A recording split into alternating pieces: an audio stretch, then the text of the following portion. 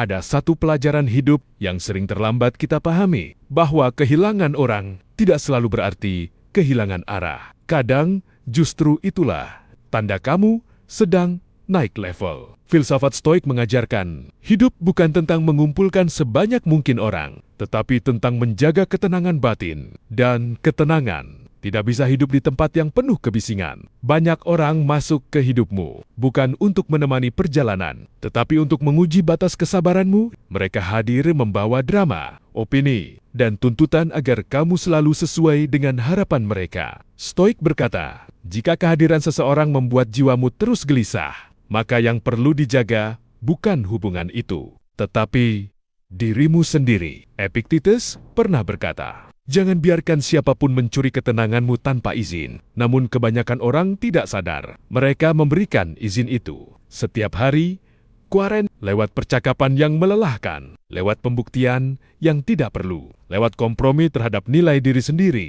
Awalnya, kamu bertahan karena empati, karena rasa tidak enak, karena takut dianggap egois. Padahal, mengorbankan diri sendiri demi diterima adalah bentuk pengkhianatan paling halus terhadap jiwamu. Stoik tidak mengajarkanmu memutuskan semua orang. Stoik mengajarkanmu memilih dengan sadar. Ada orang yang cocok untuk perjalanan jauh, ada yang hanya cocok untuk persimpangan, dan memaksa semua orang ikut hanya akan memperlambat langkahmu. Perhatikan ini, orang yang benar-benar peduli tidak membuatmu harus kehilangan dirimu sendiri demi mereka. Sebaliknya, orang yang hidup dari energimu akan selalu menuntut lebih. Tanpa pernah merasa cukup, Seneca berkata, kita sering menderita lebih banyak dalam pikiran daripada dalam kenyataan. Dan salah satu sumber penderitaan terbesar adalah mempertahankan hubungan yang seharusnya sudah dilepaskan. Melepaskan bukan berarti membenci. Melepaskan